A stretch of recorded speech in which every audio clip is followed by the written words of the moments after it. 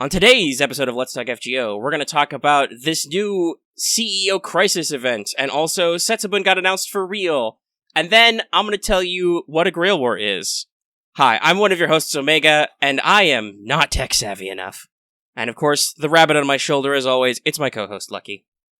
Everyone, I hope you're enjoying Fate Grand Order, aka Oni Out, Luck In. And while we here at Studio Manga like to bring you the latest in FGO-related news and memes, we will be talking about current and future events for both the JP and EN version of the game. So anyone not wanting spoilers should go make reasonable financial choices. Yeah, well, will we though?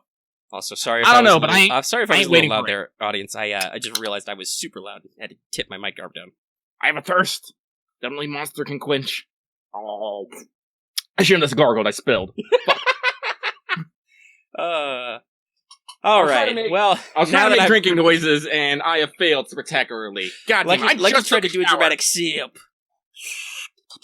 Well, while I'm dying of laughter, I'm going to remind everybody that this episode is brought to you by our patrons like Ahego Comics, Qua, Jeremy Vasquez, Kylie Denton, Mr. Flores, Rogue Robin, Soda-Sono424, and Video Gamer 75. And that if you like what we do and want to see us do more, you should consider supporting us on Patreon. You can get access to episodes early and lots of other goodies, and will really help us out. And we thank you for your support. Thank you. I already cracked it open. Yeah, he had a drink. And yes, you are directly going to be supporting us, because Omega needs some new devices. Yeah, you do. So you are directly supporting that. But alright, we'll talk about that in a little bit. So yes, as we said, we've got a few things to talk about today. Yeah. Mostly, so I'll spoil it since I mentioned in the soft open there. There was a tie in Teacher Omega-Sensei, and Lucky decided that it should be Grail War. So I wrote 1/2, 1, 2. So taking the second half, that's 3 pages about that. Jeez. So there was a lot. Spoilers. So we'll get into that a lot later. Hopefully this episode's not too long, because it's been super cold lately, and I really need to shave. It's no longer cold, so it's okay to shave, so my face is just itchy. But let's go ahead and check in with everybody's favorite Kohai real quick. Senpai! 起きてください. That's right, everybody. It's time for Wake the Fuck Up Senpai, our regular segment for pro tips. So, just a reminder, because this is relevant to 2 servers now. I briefly mentioned it last week, but if you're having a hard time on Setsubun upcoming or in CEO Crisis happening right now, remember, you only have to do a minimum of 3 servants, so you can put 2 scrub level 1 servants and use a single actually good servant in your team comp and solo certain quests.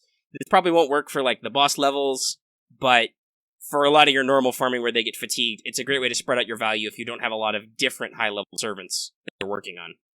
Sorry about that, audience. We paused for a half second because my Discord was making my audio glitch out a little bit.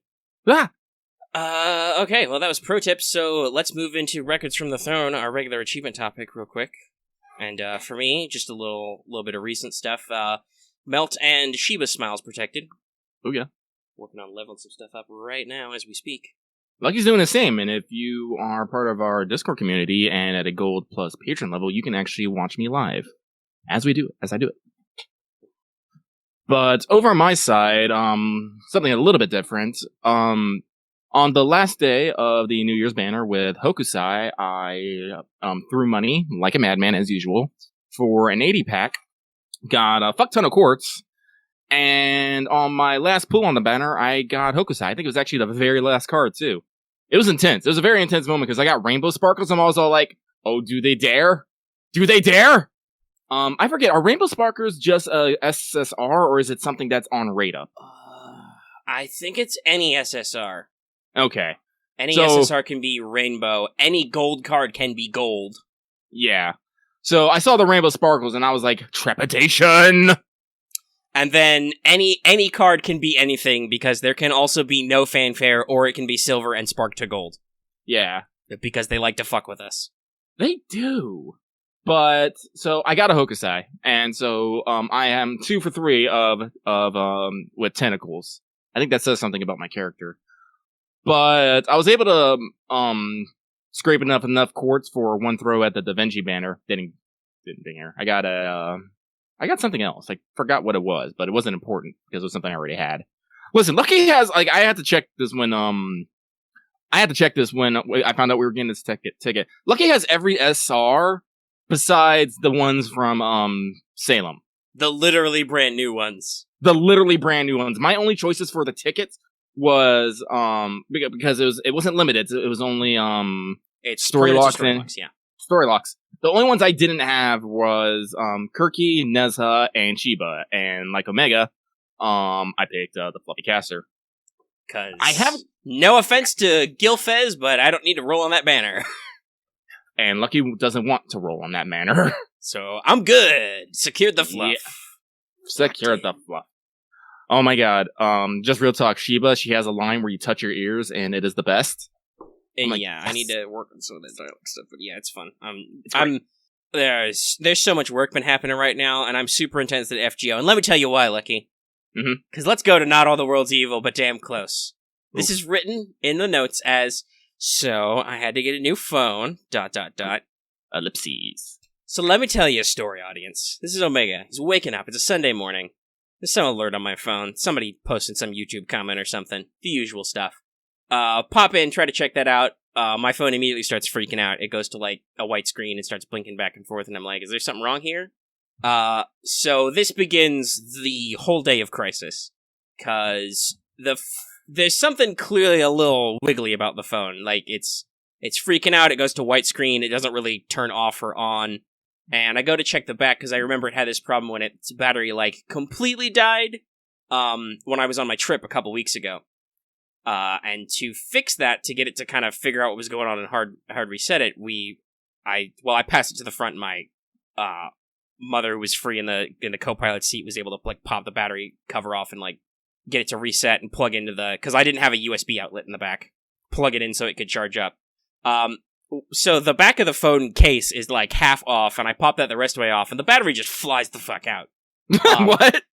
Yeah, this particular model of phone, apparently their strategy for keeping your battery inside was just to clamp that battery case on tight, because unless there was something wrong with that battery, the battery did not want to stay inside. So that was the whole level of crisis of just, there was nobody else with me home, like, all day.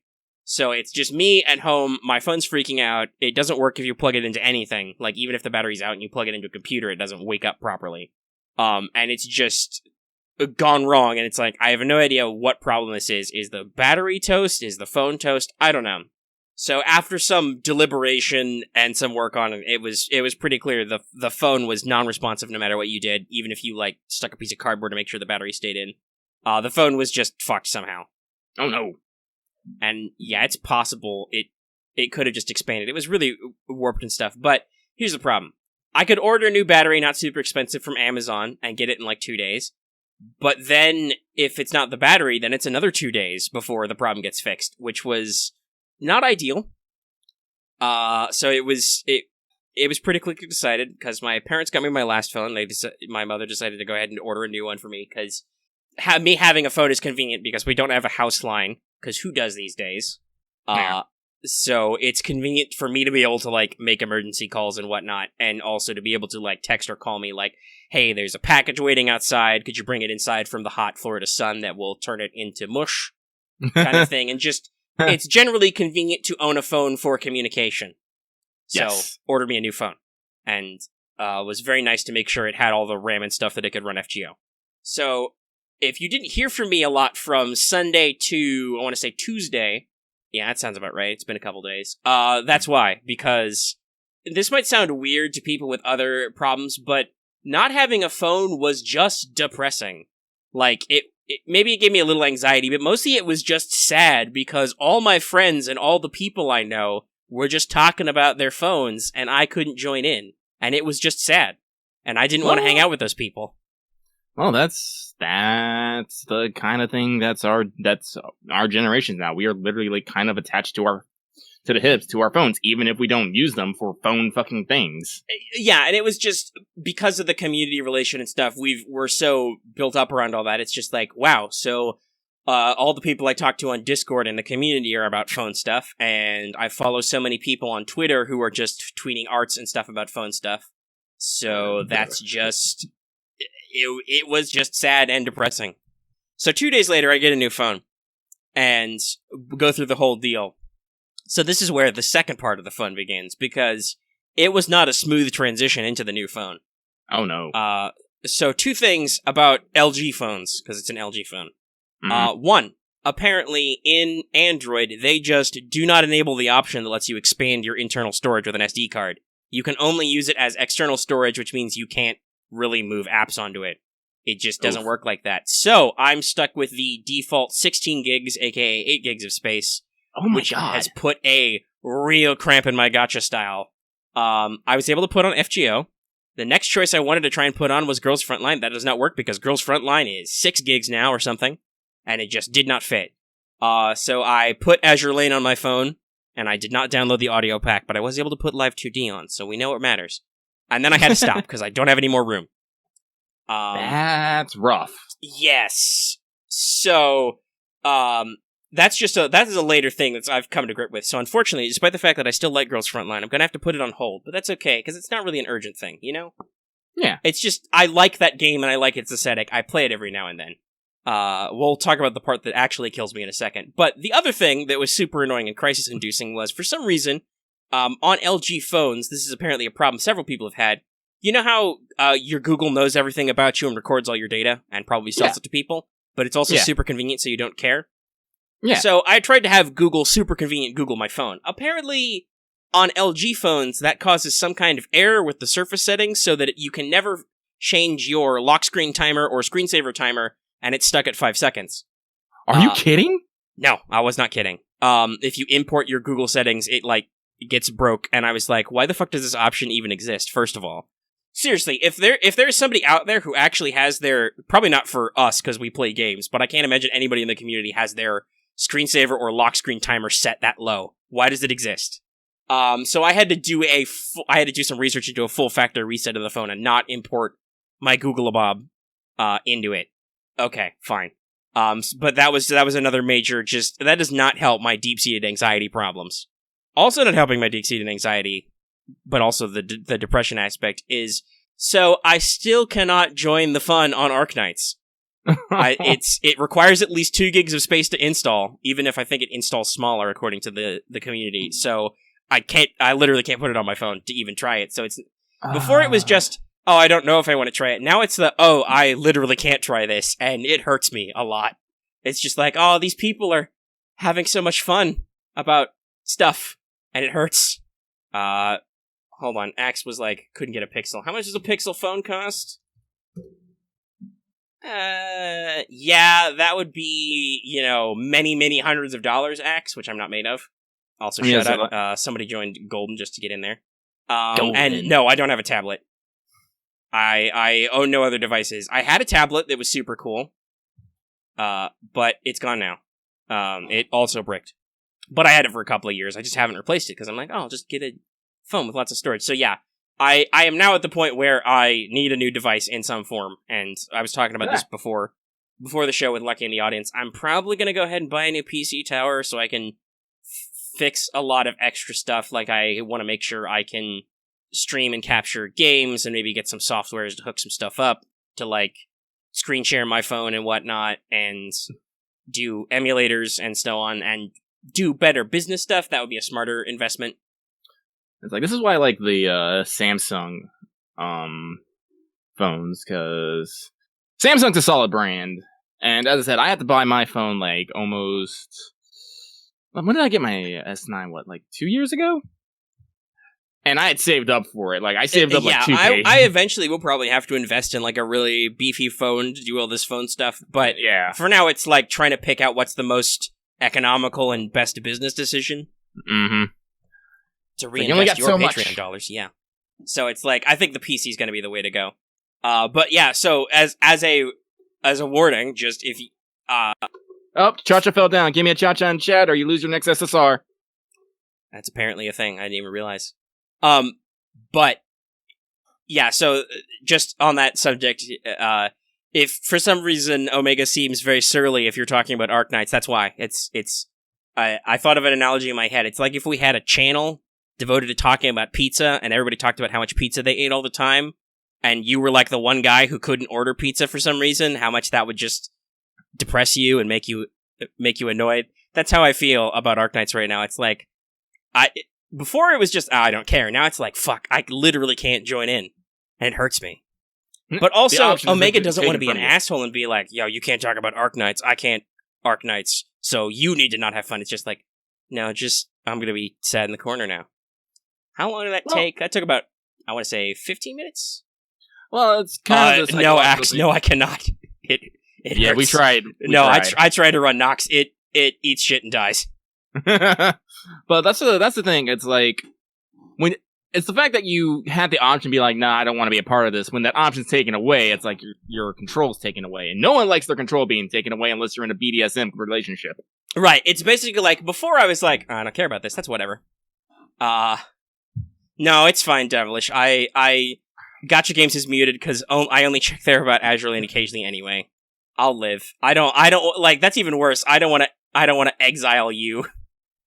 Like all other servers. Well, Axe, we're not all other servers. This is Studio Omega, and we do things the Studio Omega way. Yeah, like I said, I've talked about this before with channel stuff. I mostly don't want to just exile people to a channel I know I won't look at.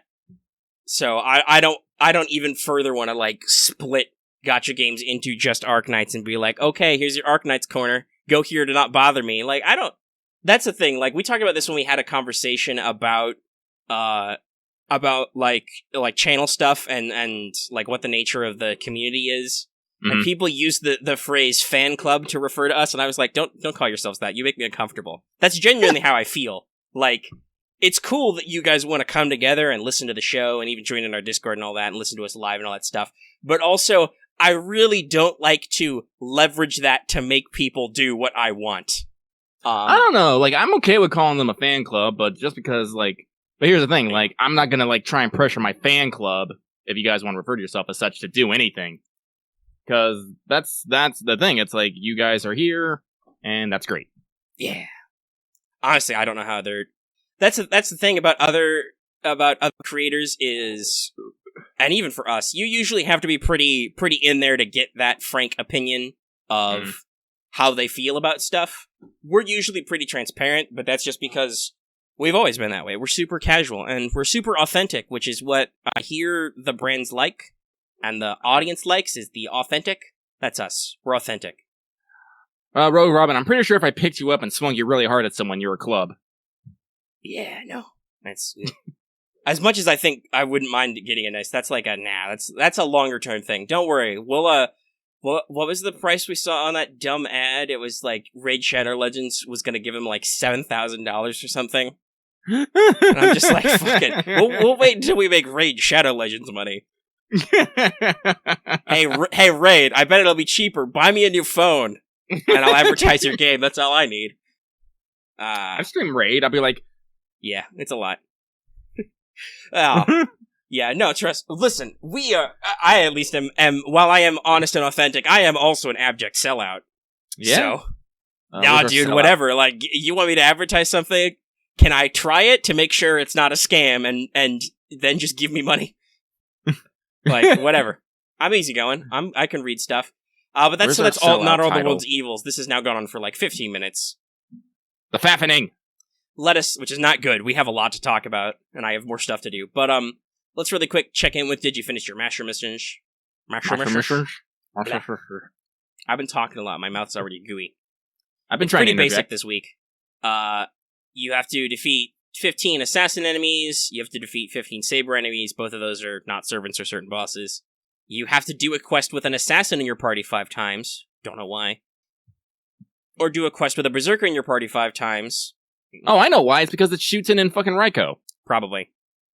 Also, golden. And then do 30 FP summons. That's pretty easy. And defeat 30 enemies, no servants or certain bosses. So do EXPs or training grounds. And put a berserker. Well, for me, berserkers are usually critical to everybody's 3 turns, so that's pretty easy. So make sure to squeak an assassin in there 5 times. And you'll get your quartz. I have a lot of quartz, actually. I didn't spend a lot on Hokusai. That was it the first roll? Oh, wait. It might have been the first roll. I don't remember. So I've got like 270.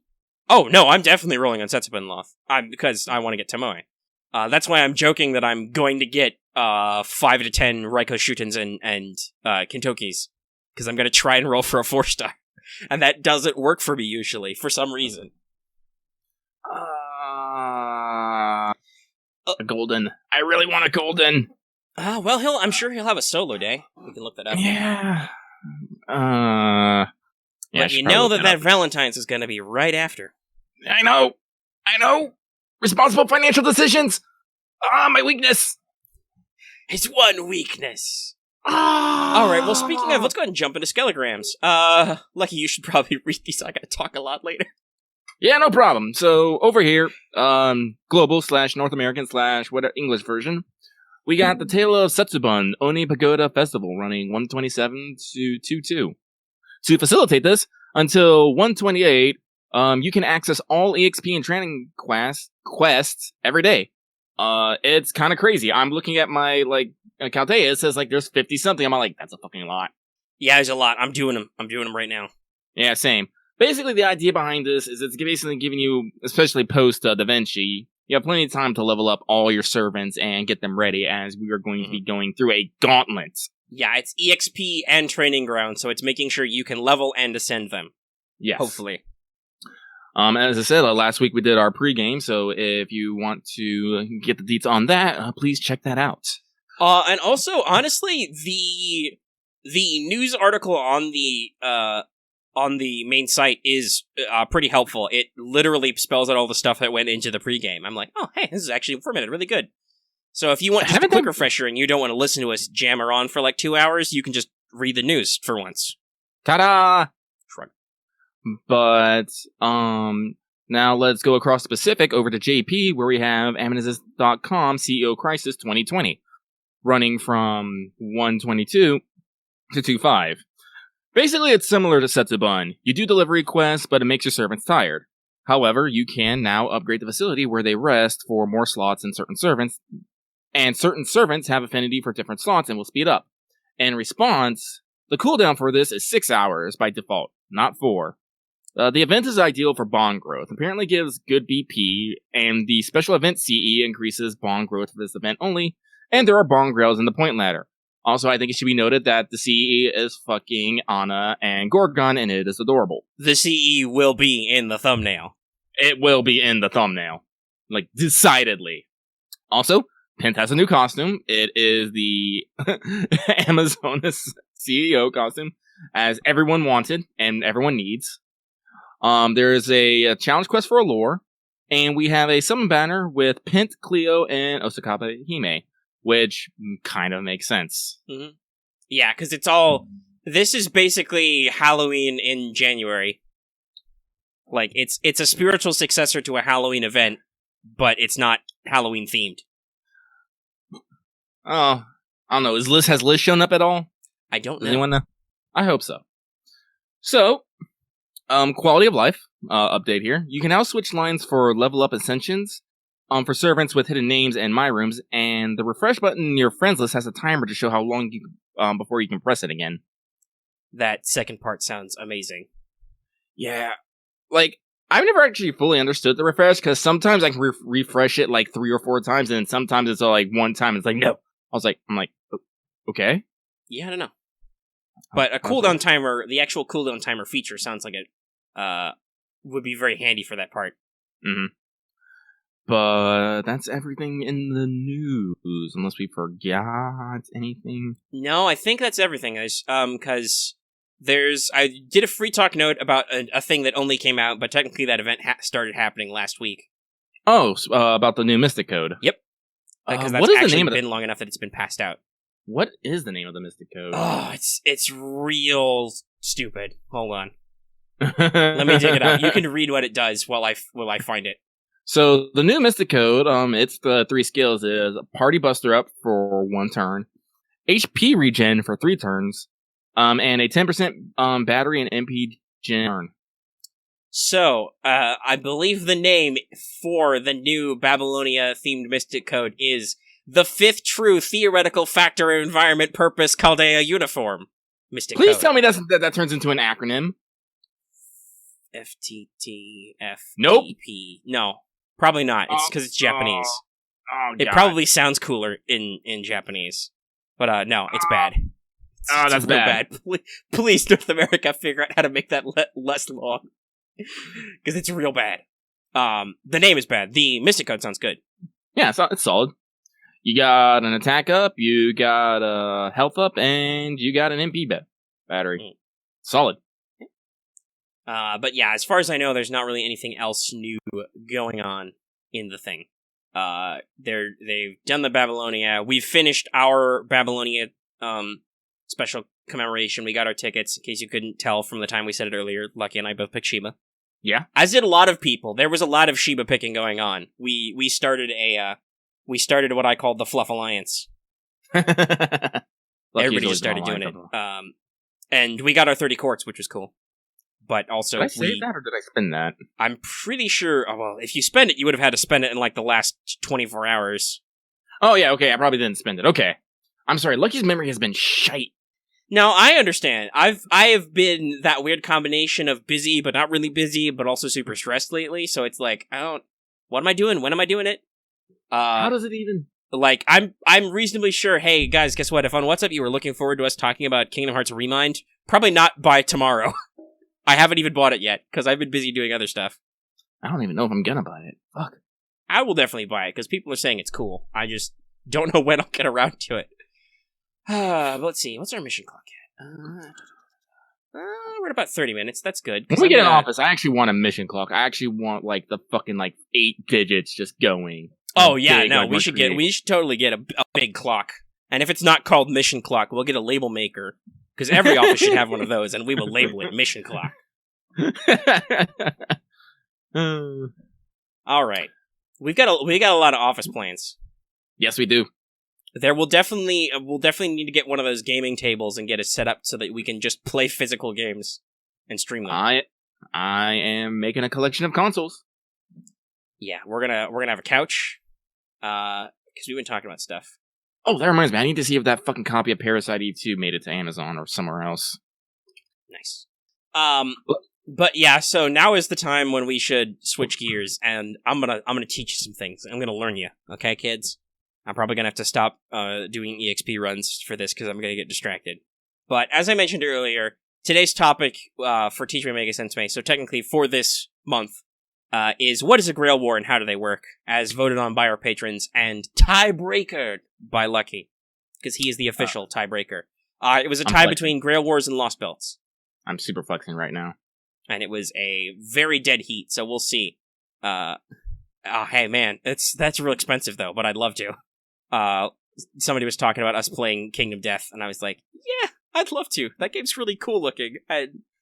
Isn't that the one with but also isn't that the one with the really badass figures in it or something? Yes, the figures are really high quality detail, and some of them are like really. It's basically called Dark Souls the board game, but you can't say that because there is actually a Dark Souls board game. But oh yeah, I remember you telling me about it. And you got like character art with like your figures and shit. Yes, and there are special figures which are like higher detail, and they're vanity figures. Some of them are literally called cheesecake figures because they're very very high quality sculpts of stuff with little art assets.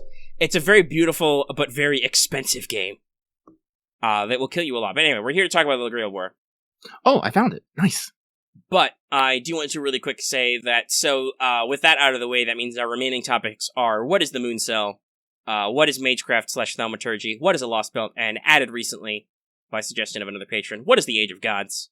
Because that might be relevant. Mm-hmm. And I don't think we've talked about it. So if anybody at the 5 and up level can vote in our monthly patron poll to pick a topic. And generally it gets pretty well involved. So consider signing up for that. But we're going to talk about Grail Wars. So. First off, in general, a Holy Grail War is a competition for the Holy Grail via Battle Royale, with masters who summon servants as familiars and they duel until only one pair is left and then they get the Grail to do a thing. What's the thing? Depends on the Grail War. But that's our, like, ultra super high level definition that is usually consistent throughout Fate. There's a Holy Grail, and some guys war over it, okay? It's not rocket science. I had to adjust my microphone a little. So, the most basic Holy Grail War we know is the Fuyuki one, which is also referred to as Heaven's Feel. And in Fate Stay Night's timeline, it's been around for like 200 years. So it was originally designed by the three families, Ainsburn, Tosaka, and Makiri, later Mato, to recover the Ainsburn's third magic, which is an entirely separate conversation, and reach the root. It's a big deal, the root. Everybody got that? Okay. So, ostensibly, the ritual involves 7 pairs of masters and servants, with the last pair standing, able to make a wish on the Holy Grail. However, there's a problem, because this is fate, and of course, there is immediately a problem right from the beginning.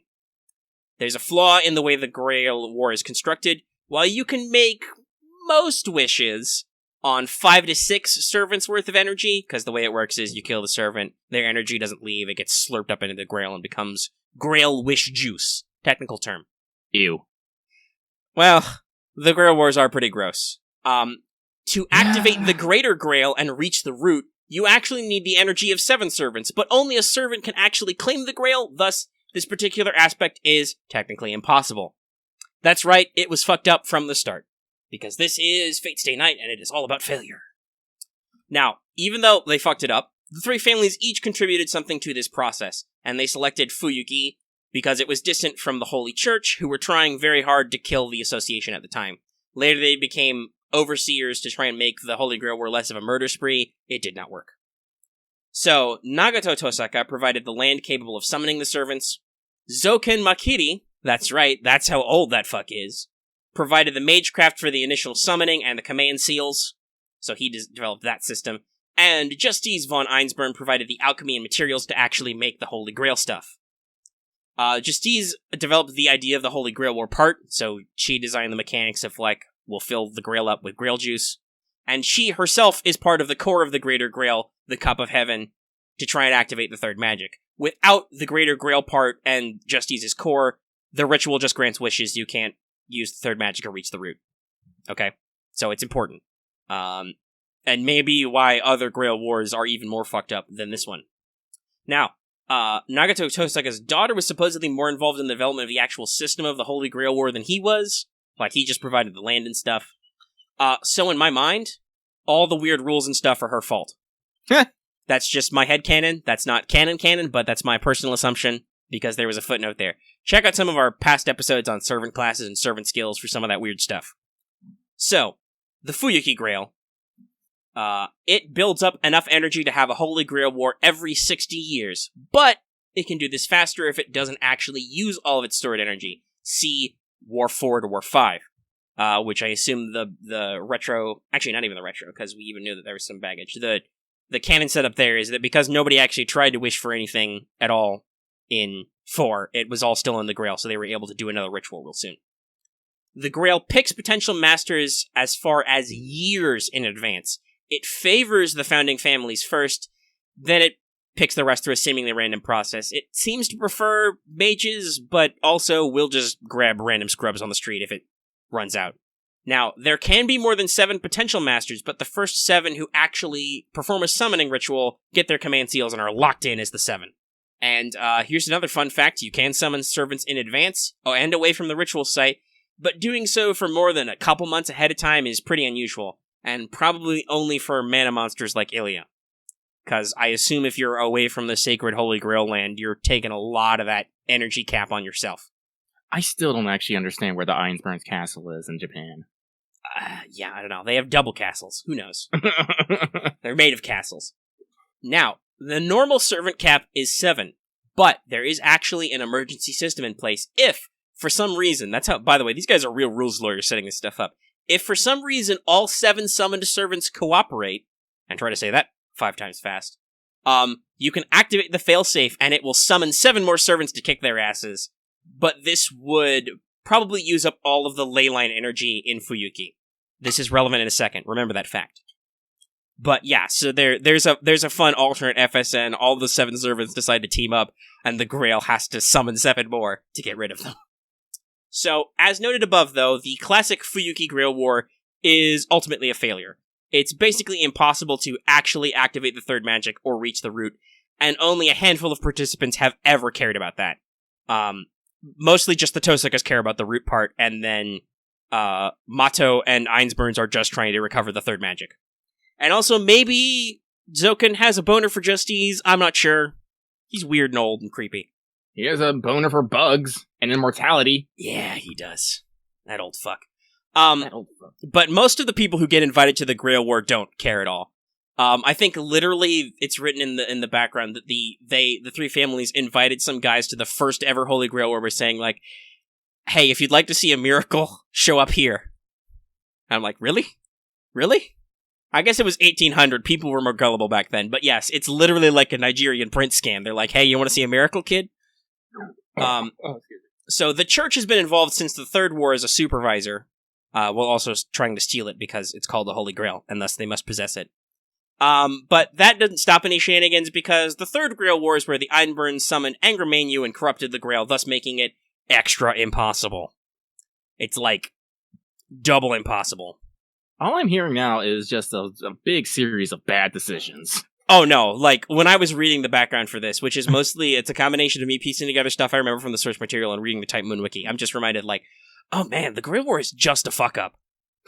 Like, at no point did this ever work, and it has just continued to spiral downhill until Shiro eventually is just like, fuck this shit, and has to break some shit.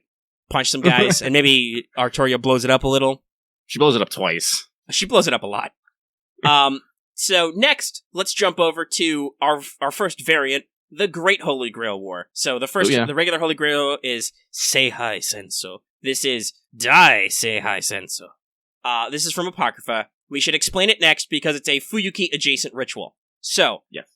We gave the spoiler warning, but I should reiterate, if you're not familiar with some of the various and sundry fate works, you might get some minor spoilers here and there, because the Grail War is usually full of shenanigans.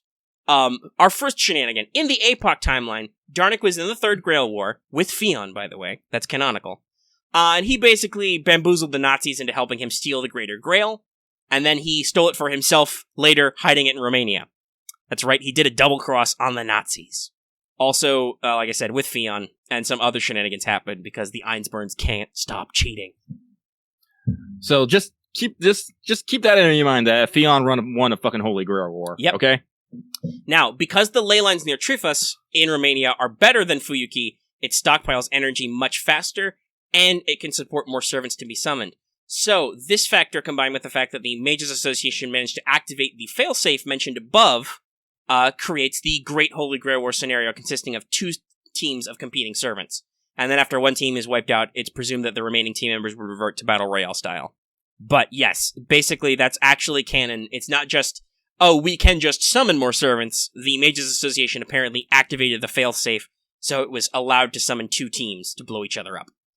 And because the Great Holy Grail War is the largest ever in its timeline with 14 total servants, the Grail, under its own initiative, summoned a ruler to act as an overseer and to defend the concept of the Grail itself and prevent servants from stepping outside the bounds. So, Jean got summoned.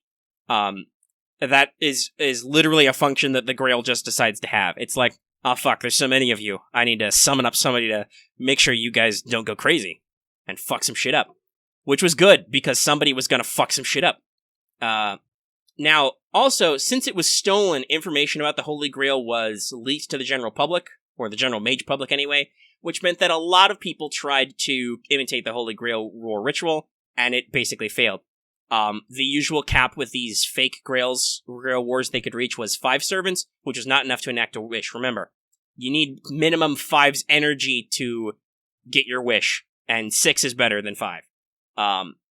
So, it's just, not good. If your cap is 5, that's the same problem as you need all 7 to touch the root.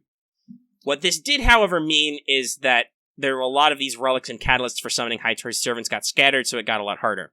Though, apparently, in the background material, it's still canonical that Waver did fight in some kind of mini Grail War with Iskander, which is cool.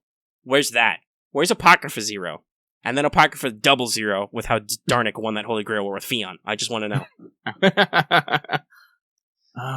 And so, presumably moving or resetting the ritual in Trufus changed some of the rules for summoning present in the original Fuyuki, allowing for the summoning of anti-heroes, like Jack and Semiramis, and arguably Mordred, and also changing the requirements for Assassin, etc. Because, remember, the core rules, in Standard Edition format, only the Assassin can actually be summoned as assassins, and no anti-heroes, except those guys, maybe. Maybe. It's a whole thing. And then now there's the Tokyo Holy Grail War of Prototype. It's basically the same as the Fuyuki one, but its location, its backstory, and its secret juju is a little bit different. Basically, as far as I can tell, it's even more pointless and stupid. A member of the Holy Church withdrew an imitation of the Holy Grail in an attempt to make a miracle in the Far East. And so, he says that it's able to grant wishes or reach the root, but the actual purpose of the Greater Grail in Prototype is to summon a beast. And so, the Greater Grail is still filled with bad juju grail juice. Like, that's even more of a fuck you. It is just to make a beast. And as you know from FGO, wow, that's real dumb and real shitty of you. So, yeah, it's just, ugh. Now, here's a fun one. Mooncell Holy Grail War is where we start getting a little weird. You didn't think it was already weird, it's gonna get weirder. So, the Mooncell, which is an entirely different subject we're gonna explain it another time, but the Mooncell has apparently constructed tests to see who was stronger constantly, like it's always comparing data and making people fight. It's like some kind of power level YouTube channel thing. Who knew? But apparently it somewhere decided that the Fuyuki Battle Royale format was the coolest, and just did that for a while. This changed when Twice Peaceman entered the war, as because of some shenanigans around the plot of Extra, he could basically keep entering the war, but he couldn't actually use the Holy Grail himself. So he changed the format to be the format it is in the actual Extra game. And here's how bullshit the Moon Holy Grail War is. 999 participants are selected, and their souls are digitally uploaded into the Mooncell. In a preliminary procedure, they are then paired down to 128 masters with servants who duke it out tournament style. The winner is able to access the core of the Mooncell, the Holy Grail of the Seven Heavens, and use its power to grant their wishes, and also become sovereign of the Mooncell, I guess. I guess, if Excel is any indication. Everybody who loses dies because the Mooncell deletes your data, like an asshole. Like, seriously, I know Nasu loves death battle formats, but it's the only reason is because the Mooncell is a jerk. It's got the storage space to store your digital souls. Why does it have to delete them? To make the stakes real, I guess? I think that's the point, but it's still, I think it's kind of shitty of the computer to do that. Anyway, the format for this war is pretty open. You have a week to prepare between matches, aka where all the gameplay happens in Extra. Your match is decided randomly. You can access a shop, library, nurse's office, church, and private room for free. If you win, you move on to the next round. Simple as that. Now, to access your elimination match, you have to find 2 keys, otherwise you're disqualified.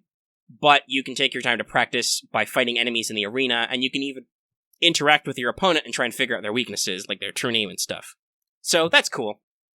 Seraph has rules about illegal fights, but it takes time to activate them, so you could be a bit cheeky and try to fight in neutral areas or before your match is scheduled.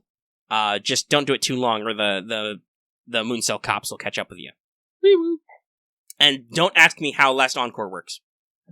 Well, Last Encore is literally, the epilogue of a bad end. Yeah, Last Encore is like, hey, what if we took that stuff I just described with that Mooncell Holy Grail War and we just fucked it all up? Although that does remind me of something somebody linked to me that we should talk about with some stuff about Studio BB. Oh, yeah. I remember. Well, we'll talk about it in the tail. That's kind of free discussion, but also I wanted to move into this because, holy shit, it's long. And we explained how CCC works at all. That's not really a Grail War. That was more just BB's weird, fucked up, emotional baggage thing that just happened to use people from the Grail War. So, the true and false Holy Grail Wars are still ongoing. Strange Fake is still in development, basically. So, some of the details are kind of sketchy. We don't know them yet. But the situation is kind of like the Great Holy Grail War, where there's a false war, which is a very, very bad copy of the Fuyuki ritual, where the definition of master, servant, and summoning are very loose. Oh, so very loose. A lot of those characters and masters are weird. The true war is much closer to the original version and much more planned, but is still different. And basically, its unique thing is that there's 2 Holy Grail Wars happening in the same place, ongoing at the same time on top of each other. They're technically separate, but because they're in the same location, they're both happening at the same time. And as far as I know, in Strange Fake, nobody's ever talked about where the quote-unquote Holy Grail is in this scenario. which probably means there's not one, and it's all a ruse. A ruse cruise. Honestly, you could say that about a lot of Grail Wars. I mean, if there's not someone doing a backstabbing or having some secret agenda, is it fate? Correct. So, sometimes the Grand Order of FGO is called the Holy Grail War, because in our original quest in the Seven Singularities, and in most sub-singularities and event stuff, our job is to recover the Holy Grail artifact that's destroying human history, and we tend to do this by punching anybody who stands in our way, so we can call it a war. But, as noted in a previous episode, Chaldea is only possible because Marsbury and Solomon won a Holy Grail War in 04, based in Fuyuki, which, given the details above, still raises a lot of questions. I know a lot of people try to tell us to relax, but no, there are some questions that need to be answered, people. Yeah, like, we got into this, like, according to what people have told us and what they're reading, the 2004 Fuyuki Grail was the first Grail War, that just kind of spontaneously happened. I'm just like, excuse me. Okay, so here's a question. Was there a greater Grail, and was Justice around to decide she wanted to become a magic Grail Stone just then, 200 years later? Like, I know that you can go like, oh, don't worry about it, it was the only Holy Grail War, but there's a lot of questions. What's been happening? What's going on? There's a lot of history, because, as I said, Nasuverse is interesting because, well, it's just a 6 because you say that, Axe, but, like, Fate Stay Night and stuff has set up certain things, and, like, further franchises expand upon this, and I'm expecting FGO to expand upon it even further. Everything has connected. Fuck, you can even, like, say that, you know, Tsukihime and other, like, Nasu works are connected to Fate, if only through the fucking, timeline system and how, you know... Also, we've talked about that deep lore Hail Mary about primate murder. Yeah. It's, like, so there is deepest lore reasons why I need to know. Yeah, there's just... It's technically more complex to say it was the only one ever than it is to say that there were more. Like, yeah. That raises questions, because I don't think I wrote this down in my notes, but in researching it, apparently in the APOC timeline, the mottos were supposedly destroyed, basically. They didn't go anywhere. They stopped being mages because they suck. Which is good. The Tosakas gave up on the Grail and decided to do something else. The Einsporns didn't. They keep trying to make that fucking Holy Grail. They're trying to make another one, so I can't imagine that they would just not do it. Yeah. So, what were they doing, and how do the mechanics work? Because I'm pretty sure there's a giant Greater Grail machine, because that's where we fight Saber Alter. So, who's in there? Who's the core of the thing? Because that's important. Like, there's just so many important little details that matter to make a Holy Grail War that I'm just like, this doesn't answer any questions at all. That just raises more questions. Like, I'm starting to wonder, like, now that you mentioned, like, how, like, fucked up the Holy Grail Wars, I'm starting to wonder if Alea was doing some subconscious nudging and fucking things up. Possibly, because remember, if they actually got the Grail War to work and they could reach the root, that's bad. You're not supposed to do that. No touch. You're not supposed to do that. As much as Alea loves well, she doesn't really love humans, but as much as Alea wants the human consciousness to persist and continue, she also wants you to stay the fuck away from the root. No, the root is bad. Do not touch it. That's not how that's supposed to work. Yeah. So this is another one of those, like, deepest lore things you got to think about. You're like, yeah. How much is the counterforce fucking everybody over? Who knows? Excellent. Like, you can argue lots of things. Like, think about Unlimited Blade Works. Emiya is a counter guardian archer. I know it's supposed to be a time paradox, but also did the counterforce send him there so that Shiro could get swollen enough to punch Gilgamesh in the snout and have him not fuck up the timeline? Who knows? Yeah, so this might be another discussion. Like, wait, can we have what is Alea and fucking Gaia? Probably. I don't know if we've talked about that before. Yeah, I'll have to think about it. We've talked about lots of lore stuff, but yeah, at some point we probably should, because I don't know if we actually have an episode where we try to explain the counterforce. But that's also gonna hurt a lot. Yeah, because the counterforce is really weird and bullshit. Yeah. Because it can be as simple as a dude talks to Shiki and she decides to stab a guy is how the counterforce fucks you over, too. The counterforce will literally summon servants to murder you and everybody you know. Well, that's the thing about it. The counterforce will literally use the minimum amount of effort to get a job done. And if that minimum amount of effort is killing everyone, they will do it. Yeah. Also, devilish does have a good reason. It's more like 2 + 2 = plot. Yes. Yeah. That is correct. That's how that works. But yeah, so, that said, while it's called a Holy Grail War, some stories in FGO are more explicit references than others. Allow me to list a few. The Fuyuki chapter of the prologue is literally a Holy Grail War gone wrong, with only Caster Ku left uncorrupted. That's a literal thing. It's I don't know how or why, because there's only supposed to be 7 singularities, so I don't remember what the formation there is. Like, does Lev just make it to fuck everybody over, or what? I'm sure there's some detail in Matt somewhere. Yes, Grandcast. I think Grandcasters are related to the Counterforce.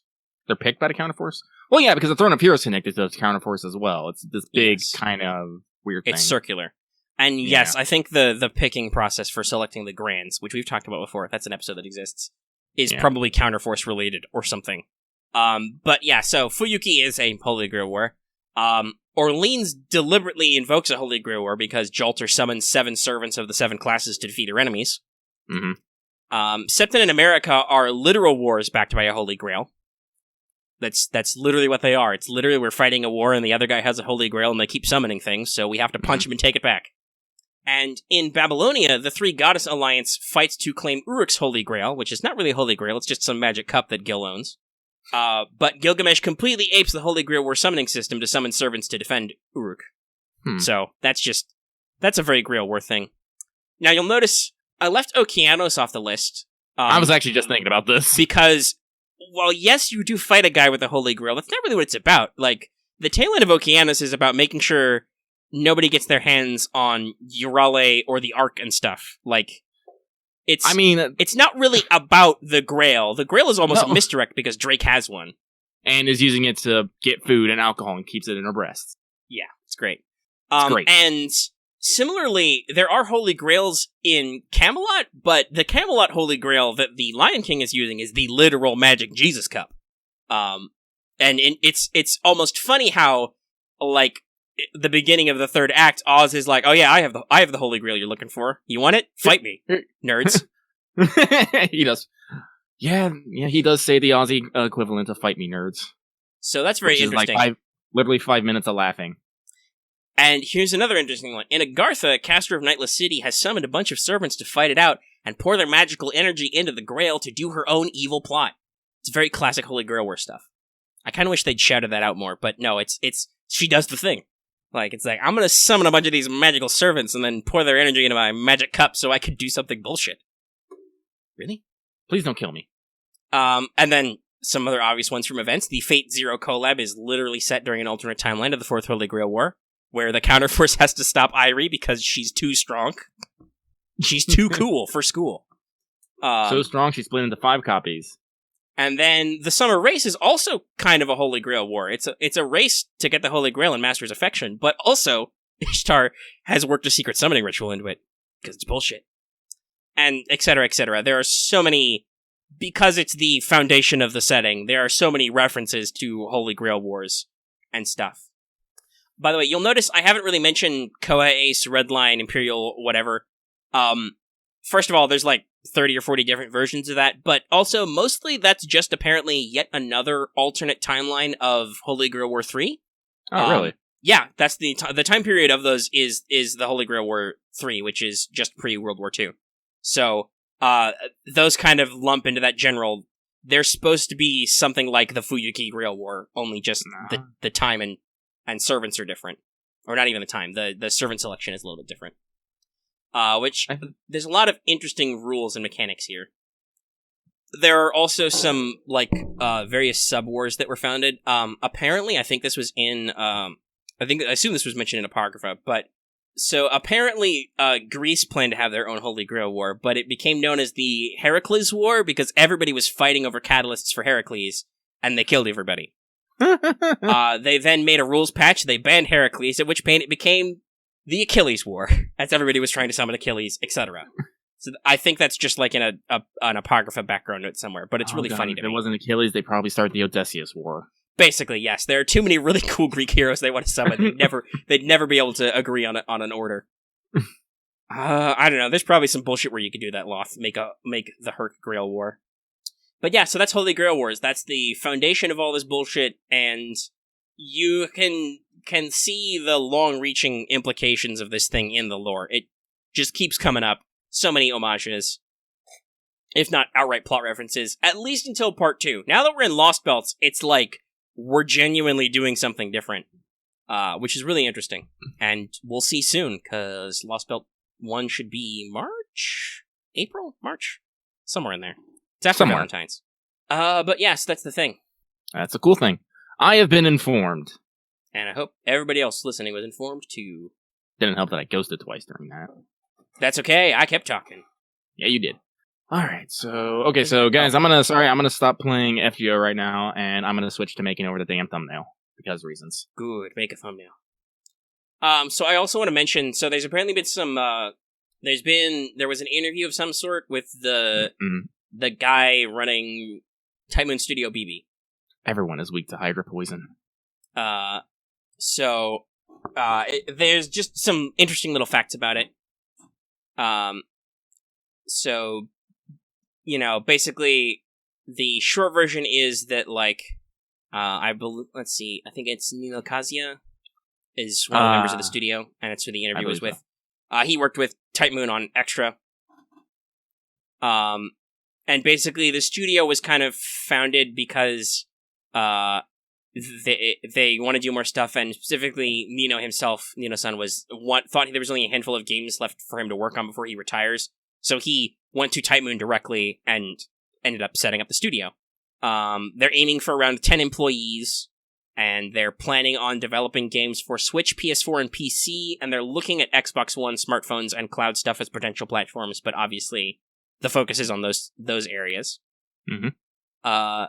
They apparently wanted to do a collab with the developer of one of the leads on Final Fantasy XIV with Type Moon, but that didn't pull through. That's just a little extra thing. The Mooncell was originally going to be called Type Moon, but they probably changed it because that would be weird. Deepest lore reasons. Yes. And apparently CCC was originally going to be part of Extra, but was cut for time, I'm sure, which makes sense because more of CCC itself was cut for time, so clearly it's huge. And the name was picked because they wanted kind of an unassuming name like Studio A, Studio B, Studio BB. So she kind of I don't know. She became kind of the unofficial mascot. I don't know. You say unofficial mascot, but you hang out at their website, you see. Well, I think they turned it because they're like, oh, we need something subtle, and it was like A, B, what if we're Studio BB? Boom. And I think the other thing that mentioned was one is that Nino. His favorite part of Type Moon lore is the Dead Apostles, vampires, which is very interesting, because apparently he liked Tsukihime and stuff. Mm-hmm. But also, it said in the interview that he likes how parts of Type Moon lore shows up elsewhere, which we just talked about. And the scenario writer for Studio BB is Tsukuda Koya, who previously worked on Dragon Quest Builders 1 and 2, and Digimon, I'm going to assume CS is Cyber Sleuth. Yes. So, yeah, just a little bit of detail. They're pretty small, they're only like 10 guys, but they're planning on mainline console releases, doing stuff either small in-house or collabing with other people. And the founder apparently worked with them on Extra and likes Tsukihime. Just fun little details about the studio. Mm-hmm. I'm very curious to see what they're going to do. Like, obviously, we know that Tsukihime's remake is in the works. They're supposedly playtesting it at this stage.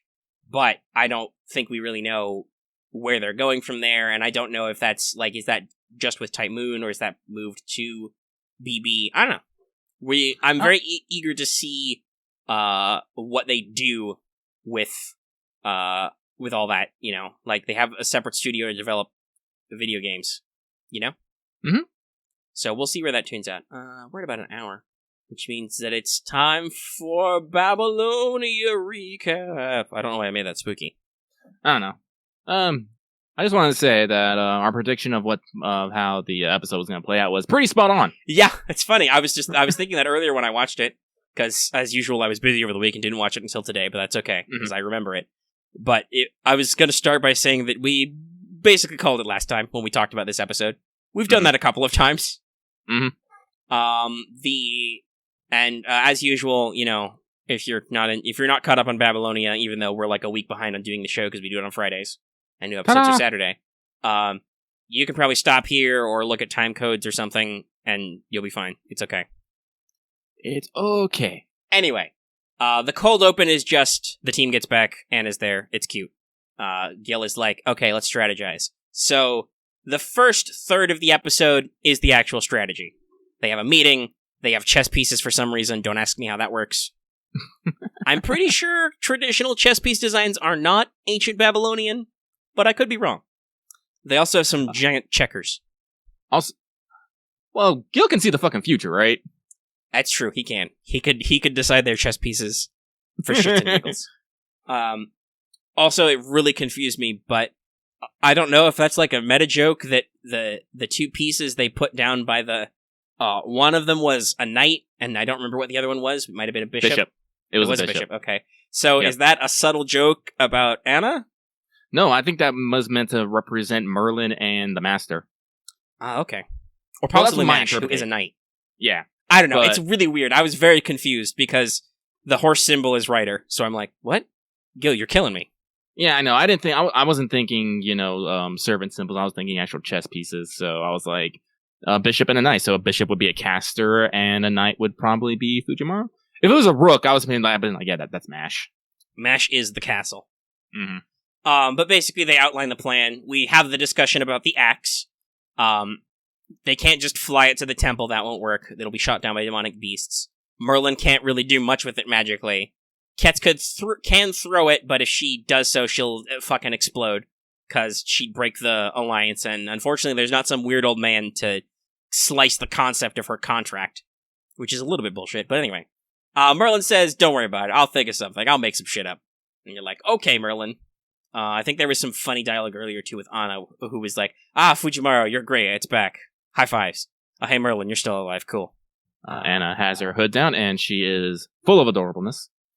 And then that's basically kind of roughly like I said, the first third of the episode is they boil down the plan. Everybody who's not Fujiwara, Mash, Merlin, and Anna are gonna stand at the wall and hold them back. They can buy them a day. That team I just named is going to go deep into their territory, find the blood fort, and punch it until a Gorgon pops out. Or axe it, I guess. Yeah, axe it a question. Keck. Gorgon, are you home? Which Fujimaru literally, well, not literally, but he says something to that effect much later. So the middle third of this episode is, I actually thought of this, if they didn't change the OP and we didn't advertise that this was like 20-something episodes, you could buy that this is reasonably the final confrontation. Oh, yeah. Because we're only 14 episodes in, so it could just be a slightly longer than normal core. Well, real talk. Back when we were originally doing Babylonia, if we hadn't been, utterly spoiled, I would have felt like, yeah, we're reaching the end game here. Yeah, you're quite a few chapters in at this point. Gorgon seems like she's the big bad, so everybody says their goodbyes. Merlin and Gil have a weird moment, which is kind of cool. And, we get through a lot of motivations. Mash reminisces for a little bit about being in Uruk all that time. They talk to the blind old lady that Anna's always hanging out with, and she gives them a little flower crown, which will come back later.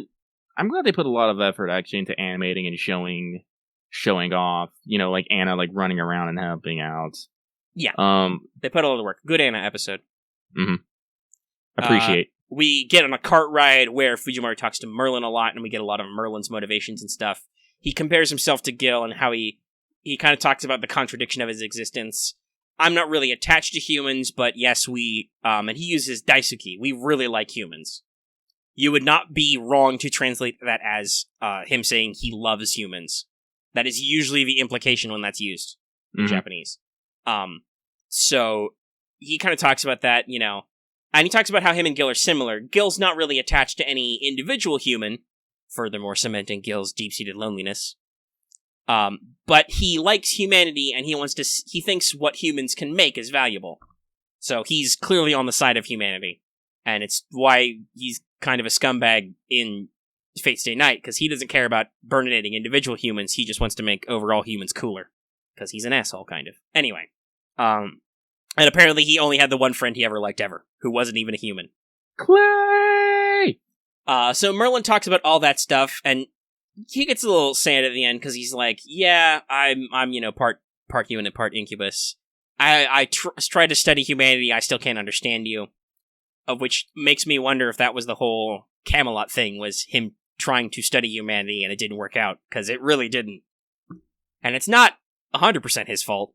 But he does say that there's a little bit of happiness to him. He has something that only he can do, because he's an immortal dream wizard, is he wants to see what the end of humanity's story is like. He wants to see what the final human's dream is. And so he wants them to keep going so that they can have a happy ending.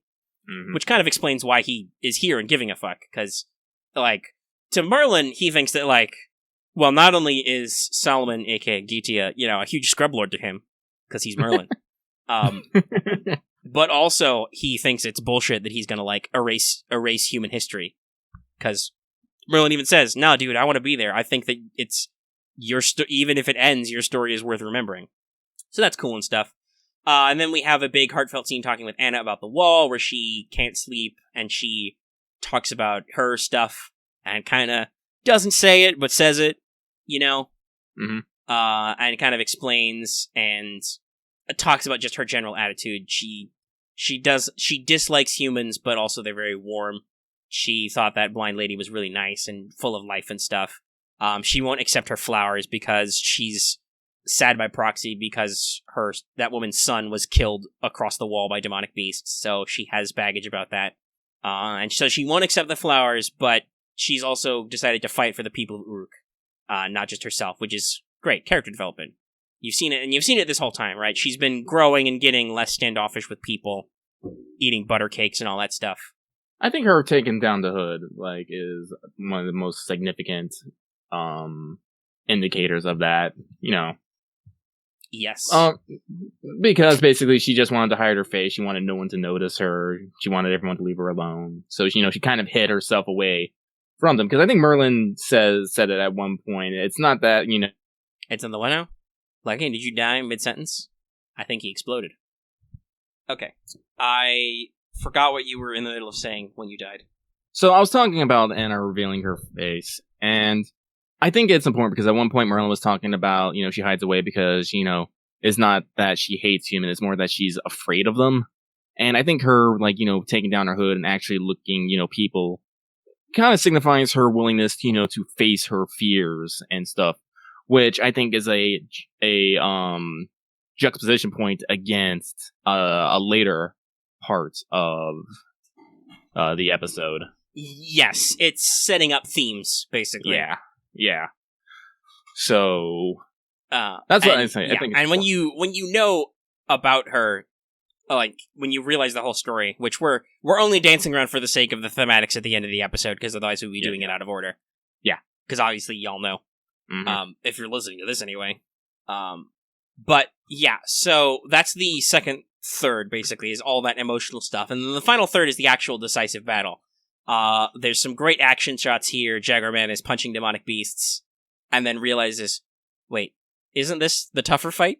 And Ketz is just out there kicking ass with her chainsaw Makalhatl.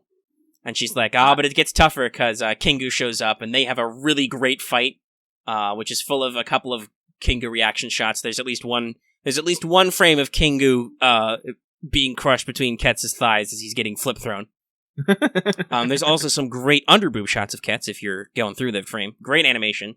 There's also a really fun segment where Kingu finally gets her with one of the chains, and Ketz just like, okay, just pull me closer so I can punch you. It's a really great, high definition scene. And then, out in the woods, Merlin is like, yes, we must be close. It must be time to do the thing. Now, this is interesting because what he says here is abracadabra. Mm-hmm. He does not do the joke that, at least in English, was translated as Artoria, it's dinner time. Mm-hmm. Which is a little...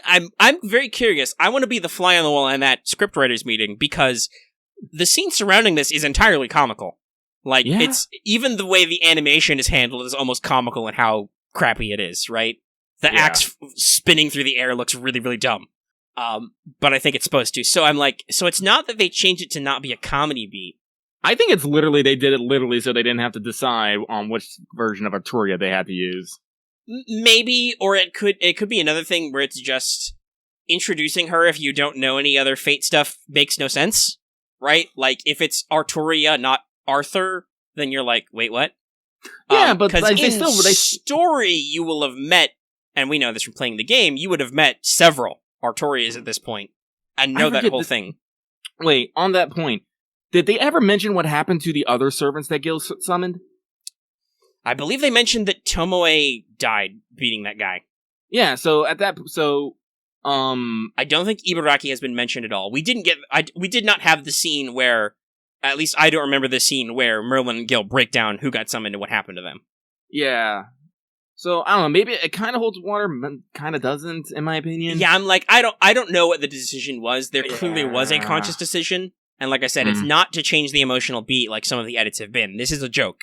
So it's like, I'm very curious. I'm not, like, mad. I'm personally not even really, like, disappointed. I'm just like, why? Okay, why did you do that? I'd like to know, and I don't know if we ever will, which is the sad part. But, yeah, it's just different. Anyway, he shoots a flare in the air. Ket spins the axe around way too many times. It's great, but also dumb. It flies through the air. It's coming straight at them. Fujimaru's like, Merlin, shouldn't you do something? And he's like, I slipped. He throws it into the blood fort. The axe does a 90-degree turn and smashes into it.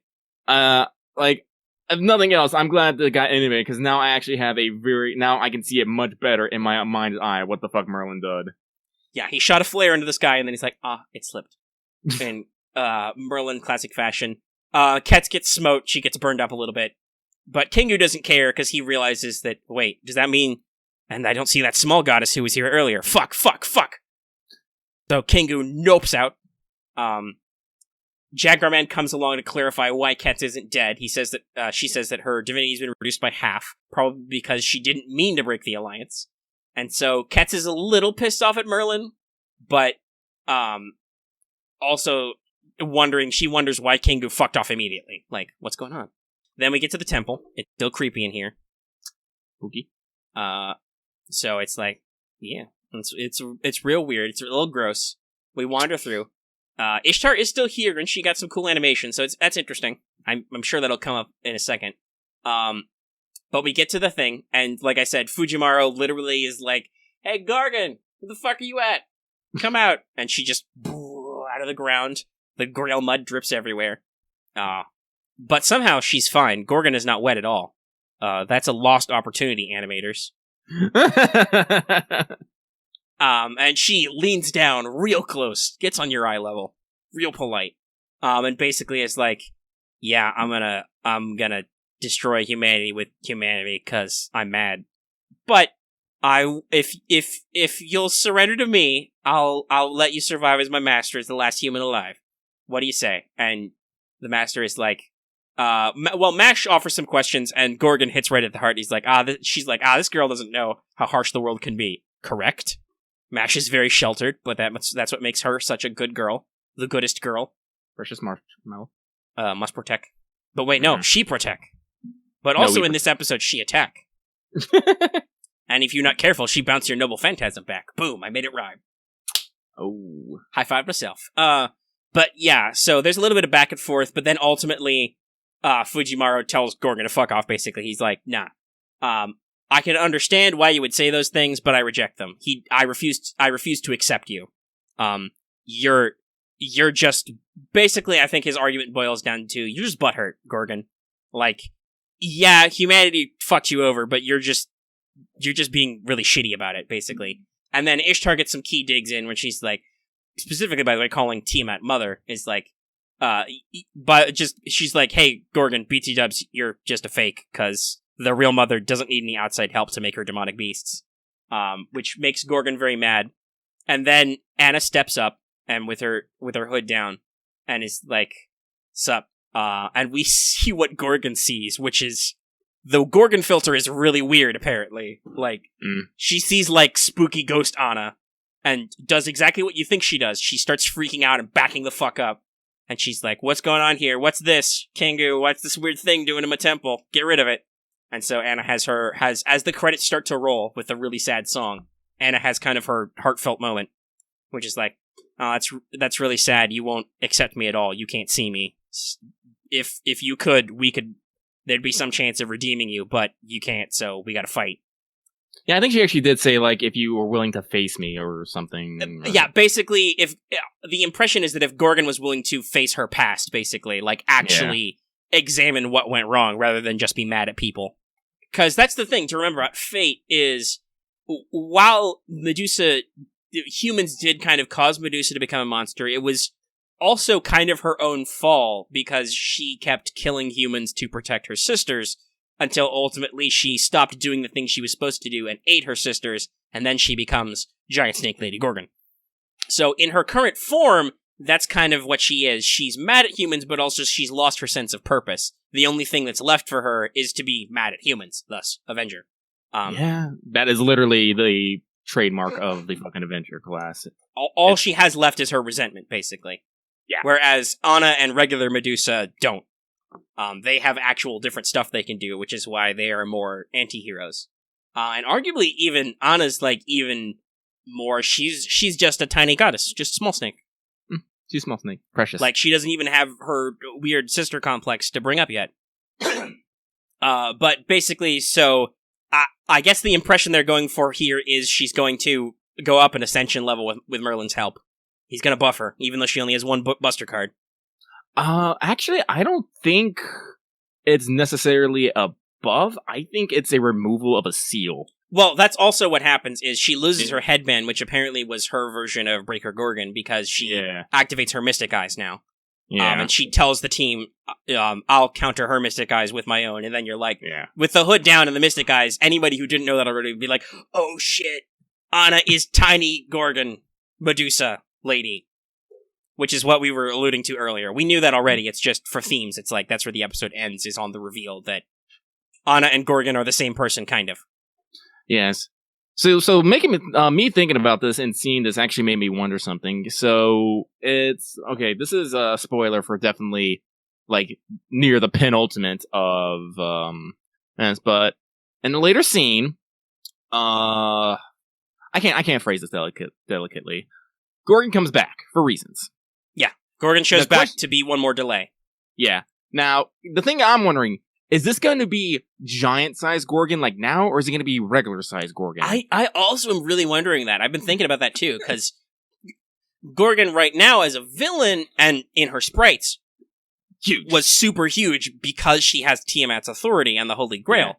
Yeah. Later, because the impression I always got from that segment is that it's not literally Gorgon, it's Anna kind of taking control and becoming Gorgon because that's the thing she's rejecting. The thing Anna doesn't want to face is that her future is as a monster. It's very Liz of her. Mm-hmm. And Gorgon doesn't want to face the fact that she used to be a nice person, basically. Mm-hmm. And at the spoilers, in case you forgot what happens, at the end of this fight between her and Gorgon, they both fall deep into the earth and are never seen from again. After Anna gets a good stab in with her immortal killing blade. Yeah.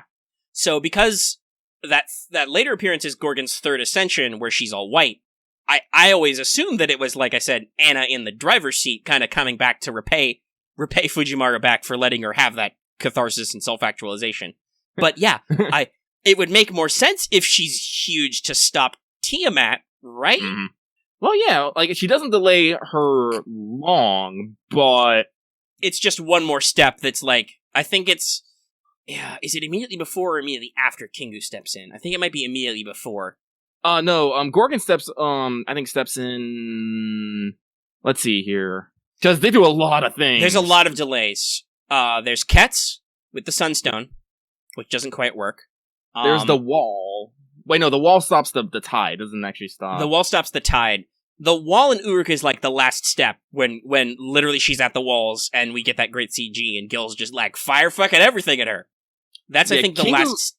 Kingu stops her like right before that. No, Kingu was the last one, like literally the chain. Yeah, Kingu's the very last thing that holds her in place. So I think it was Ketz, then Gorgon. Yeah. And then Kingu's the last, because it's like, he figures his stuff out. So it's like, yeah, because I'm not gonna lie, I would love to see some fucking Gorgon Tiamat fighting kaiju battle style. That'd be kind of great. Yeah. Even if it's just she, giant snake tails around her legs or something. No, there's something to be done there, but I'm very curious what they'll do. Yeah.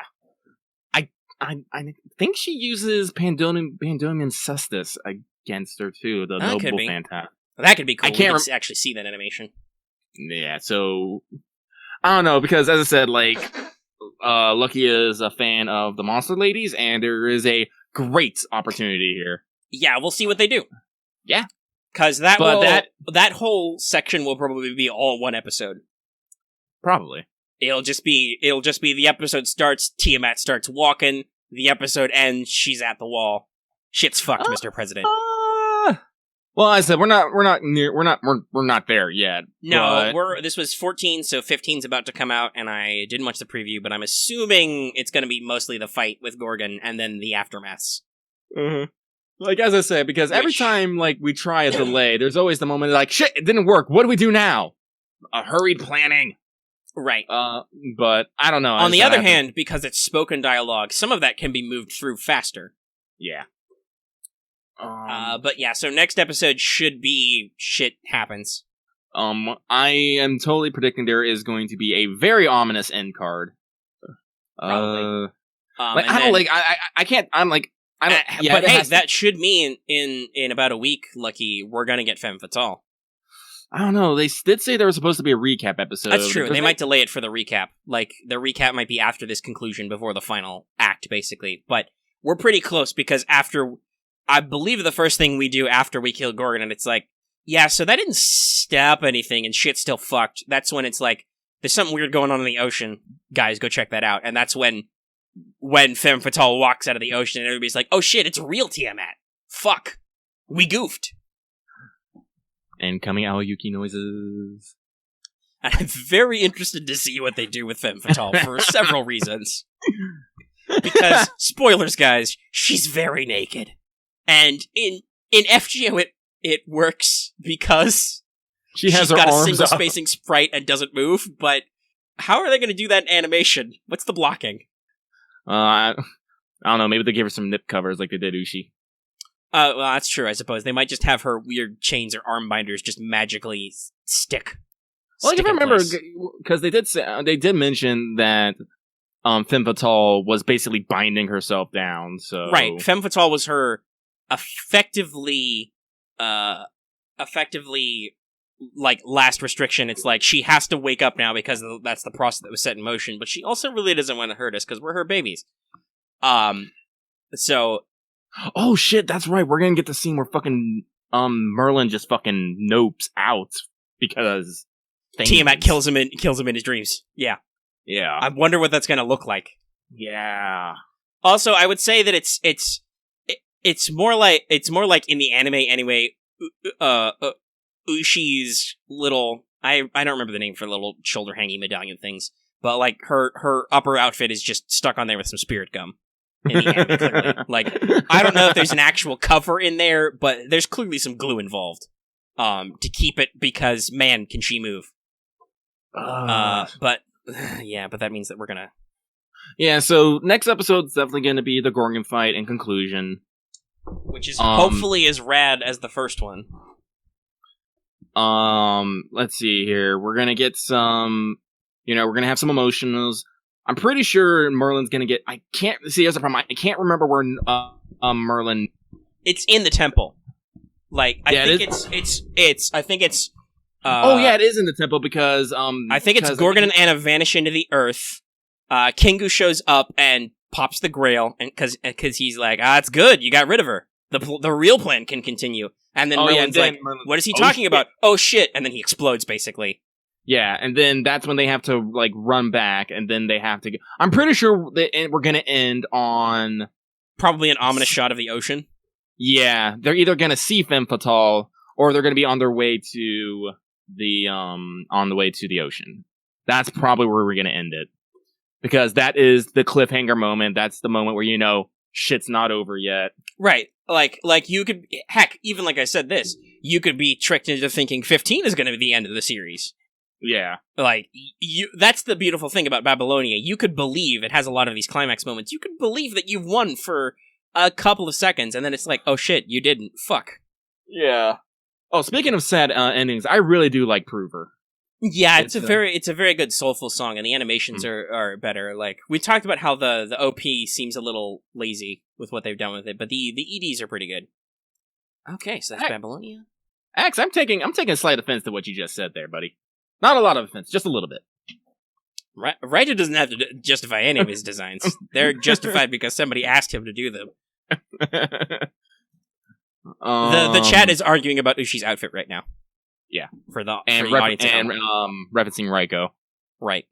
Because yes, I believe that was stated in some event that's apparently the traditional Minamoto clan look. Doesn't Golden Say have something to say about that? Probably. Golden has lots of things to say, especially about Raiko. We're gonna get more of that in this. I want a Golden. I mean, I want a Berserker Golden. That reminds me, I need to turn that other.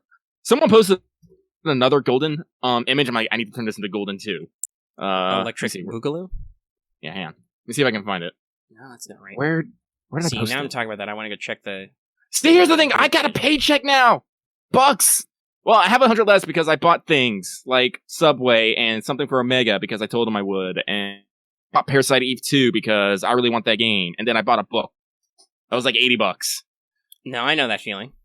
But I bought the season pass for Ace Combat 7, and now I'm going to buy Kingdom Hearts Remind sometime this week, and then I'm like, will Modern Warfare ever be back in stock?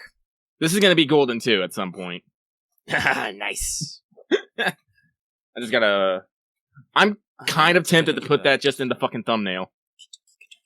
Kentucky has at least one... No, he's got 2 days. He's got 2 solo days. On the 30th, and then again on the 5th to 6th. Yeah, no, I don't know who actually made that. I don't want someone making... I don't know. Taking credit for a meme is weird, but someone else made that, so I don't want to. It's tempting, but no. We can turn it into an emote, though, because it's an edit of another meme image. Yeah. But remember, our thumbnails are there to give people to look at and to entice... Yes, they're supposed to be clicked, and they seem to work. Yeah. So I got... I posted a regular... I wonder if I can find it, Alright, you think about that. God. I'm yawning because it's almost 9 o'clock, and the episode's been going on for an hour and a half. I'll get you the thumbnail tomorrow. It's like 2/3 of the way done. I just have to lay down and think about my life. Also, I want to play Monster Hunter for reasons. Oh, but I like to post the thumbnail when I post it on Patreon. God damn it, fine. I hate it when people have have expectations of me, because then I have to meet them. Fuck. Yeah, well, I know. Have I you used just the make some shit up? I don't know. I know, but as I say, I'm trying to maintain a theme here. Let's see. Slip an Arknight's character in there? I could. Just to fuck me? I could put in Siege, who is voiced by Anka Kuasumi. That would be funny. I mean, I don't know. Our last episode of What's Up was called Fallen Arknights, and it got a lot of views, so... Oh my god. The internet. No, as I said, I don't want to be dishonest. Because we don't talk... I mean, this is the first time we've mentioned Arknights, and... Well, no, mentioned it earlier. I mentioned it in the beginning because of my personal struggles. By the way, we're making people have to drink a lot if they're playing the drinking game rules. I don't care. Suffer. But yeah, so, okay, that was that thing. I think that's everything to talk about. We talked about Babylonia, we talked about Grail War, we talked about the news. Oh! I know what I'm gonna do. I'm gonna put a picture of Black Grail. Because reasons. That's fair. It's very fair. Will Black Grail win? Where's my 4-star welfare avenger? Delightworks? Haha. Anyway, so CEO Crisis will go on for a while. I presume after that, Japan's going to do Valentine's, and then we're going to have lots of stuff to gush about. But for now, it's going to be a couple weeks long. Oh, I am not ready. Yeah, there's going to be a new servant, and then there's going to be new scenes, which are going to be voiced now, because that's a thing they do. Hopefully I got enough storage space for that, because that's going to... Is that going to start this year, or is that next year? No, that starts next year. Next year. Thank God. Don't got to worry about it yet. Hey, thumbs up. Yeah, this year. Yeah, so remember, this year's Semiramis, where we get the Choco Ladies, Yes, we're going to get an actual event. Yeah. Which is going to be different and hilarious, because there's going to be pigeon tweets. We're going to get those all translated. Yeah, we are. That's going to be funny. That's great. I'm excited. I'm hyped. Yeah, we're going to have a lot to talk about that. But, let's see. When it starts the 27th? That's this Monday. So next show, we will be in deep in the Setsubuns to talk about how many floors we've cleared and how fun the event is. Because I believe it's primarily a Shuten and Tomoe event, so that's a wonderful combo. Stay tuned to see how many 5 stars Omega pulls trying to get 1 4-star. And I don't know if I'm going to call it quits if I only get Ibaraki or only get Tomoe, because I like both of them. If I get a Tomoe, I might have to call it quits just for my sanity. We'll see how much the desperate struggle it is. Alright, all I need to do is save as if I ghost now, I swear I'm going to put my fist in my computer. Don't do that, that's going to be even more expensive to repair. I guess that's true. But if you don't know what I'm referencing, one, look up the video that's actually archived, the recording of me rolling for Summer Mordred the first time. Because that was a thing. Hi, NP3 Tomalancer. And also remember my recent story. I spent like 17 tickets trying to get Shiva and obviously didn't, but I got Abigail instead for some reason. For some reason. How does math work?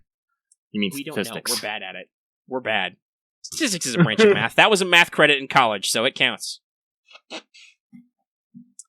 My sister actually has a master's in statistics. I'm scared of her. Just immediately. Yeah. But, so, we're going to talk a lot about Setsubun next time. We'll see if there's any more JP news. Obviously expect another Babylonia recap. But other than that, it'll probably be mostly Setsubun stuff and just generally how we've been feeling about the event. And, as always, hey, if you got a lore topic you want us to cover on Teach Me Omega-Sensei someday, let us know. I'm, halfway to a sneeze, so I'm having a hard time talking. Blah. Okay, I think it's passing. Or it won't. It is anyway. Yeah, so we'll just see you guys next time. And I guess it's time to do the usual outro. Yes, it is. So, if you watch this video on YouTube, be sure to give us a like if you liked it. Or if you didn't, give it a dislike if you didn't like it. Apparently that doesn't affect views, that just lets us know your opinion. I do like knowing your opinion. Hey, and if you want to let us know your opinion in some kind of text format, you can leave that in the comment section down below.